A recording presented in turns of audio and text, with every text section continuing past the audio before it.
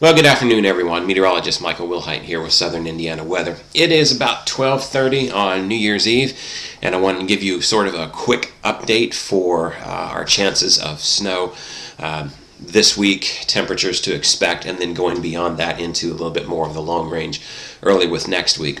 I'm tracking a couple of weather systems that right now look fairly minor. Could end up being a little bit more than minor, but we'll talk about our chances with that, along with some brutal cold temperatures potentially next week. We'll get to that. Here in the short term, though, it's New Year's Eve, and I know a lot of people are going to be going out tonight. So if you're heading out, right now we've got beautiful sunshine skies right now. Here's 12:30 here, and you got around temperatures in the mid-30s in southern Indiana. You notice a little bit of snow with bitterly cold temperatures up here around Minneapolis, in Des Moines, Davenport, up here in this direction. This is going to slide this direction. That shouldn't affect us tonight. So if you're headed out tonight, no snow expected tonight. Just some temperatures down into the 20s. So all in all, not too bad of a temperature spread for today. Now beyond this, if we zoom out a little bit, you can see our next storm system already taking shape up here in Montana. That is going to be sliding our way, and that'll be our next troublemaker for the day after New Year's, and really starting New Year's Eve, on the evening of New Year's Day, excuse me. So Wednesday evening onward, we could experience some of this snow. Let's talk about some of those details, and we'll time everything out. Right now, the models are getting a little bit better agreement than they were, but not perfect agreement yet. So there are still some variables that are up in the air with this one. But let's sort of take it out. First, let's take a look at the GFS. This is, I usually don't say the GFS has been the most reliable, but I've liked it better on this storm system more than the Euro has with this. So we'll start out with the GFS first. And we'll put this into, we've already got it into motion here, so let me just kind of back it up a little bit here for you. Here we are starting out on Wednesday, early morning hours of tonight into tomorrow morning. You notice this storm system starts to shape up. It's an upper level disturbance moving down towards us. At the same time, I want you to notice what's brewing here in the Gulf of Mexico. This is a second storm system. And if we want a mega snowstorm out of this, really what you got to get is these two storm systems, what we call phased up together, to sort of bring us that. It's kind of as if those two storm systems marry, and so you've got the northern branch of the jet stream up here diving down with the cold, and the southern branch bringing the moisture with it. You can get significant accumulations out of that. Does not look like that's going to happen for us on Thursday, thankfully. And if you're a snow lover, I know you want it, but we've had a lot of snow already, and with kids trying to go back to school and make up snow days, I know school corporations will be thankful for this. Right now, it looks like a minor event. Here we are on Thursday morning, and we've already started to see some of the snow overtake us. Now, it's got a little bit of a light green band here, and again, this is QPF, quantity of precipitation forecast. This is just a liquid amount of precipitation. You have to convert that over into by a ratio to get snow, but I'll show you the snow maps that do it for us here in a minute. Just understand this is fairly light accumulations at this point. This isn't anything major. Down here you see a lot of rain going on. This wouldn't be snow. Like I said, you need these two to sort of marry together in order to get us a big snow, and you just don't see that. It races out of here pretty quickly. Here we are into the overnight hours on Thursday night. It's long gone. I want to show you another storm system, though, coming our way. Here we are at 1 a.m. on Sunday morning, Saturday night into Sunday morning. Notice another little cold front moving our way, and it's going to potentially bring us a little bit of light accumulations. Here we are at 7 a.m. Sunday morning. The GFS here is not very aggressive with these snow totals at all, and so we'll see how that works out. And then it's got yet another one potentially next Tuesday that could bring us a little bit of snow as well. So really, three storm systems on the GFS that could bring us some accumulating snow over the next time. So let's talk about snow accumulations with the GFS. As I said, it's not very aggressive at this. So if you're looking for not a big snow event, the GFS is your friend right now. And your snow, it may be covered up by my by the screen window down here, but generally 1 to 2 inch accumulation with the snow as far as the GFS gives it.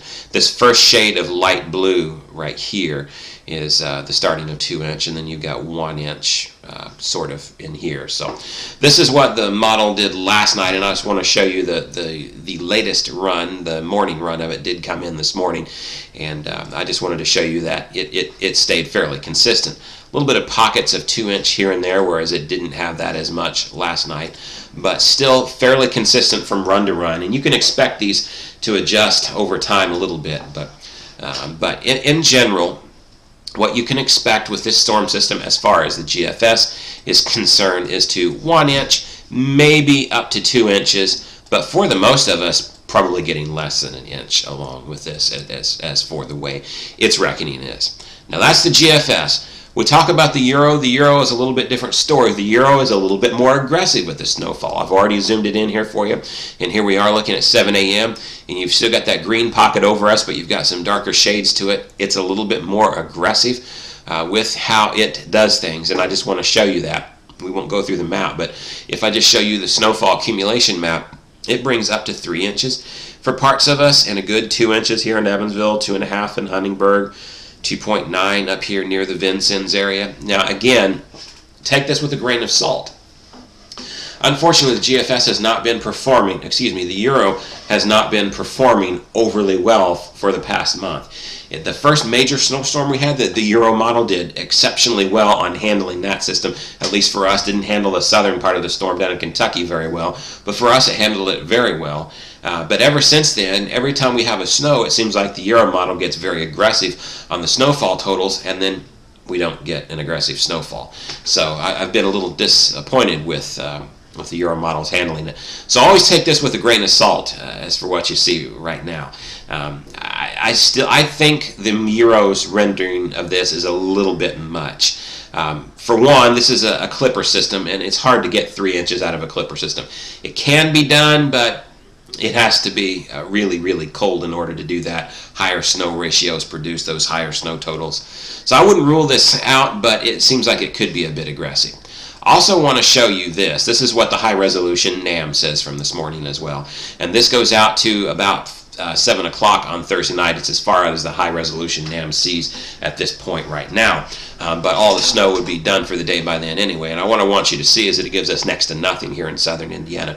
Really, the 1 inch line doesn't start up here till you get closer to Bloomington and points north, and this would be a dusting to less than an inch for us. So again, my point in saying this is wide model disagreements for Thursday. You got one model saying a dusting at best to far less than an inch most likely. You got the GFS saying a good area-wide 1-2 inches, and you got the Euro model out there in left field, so to speak, saying maybe up to 3 inches.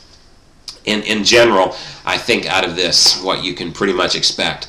I have not put a snow accumulation forecast map up here yet, but if I had to best guess on what I think you could come up with, I say generally for most of us, would be in the 1 to 2 inch category, with the 2 inch sort of being the upper end. Very few people getting that, and most of us would probably get less than 1 inch out of this, or maybe up to an inch. That's sort of my thinking for Thursday at this point from the way things go right now.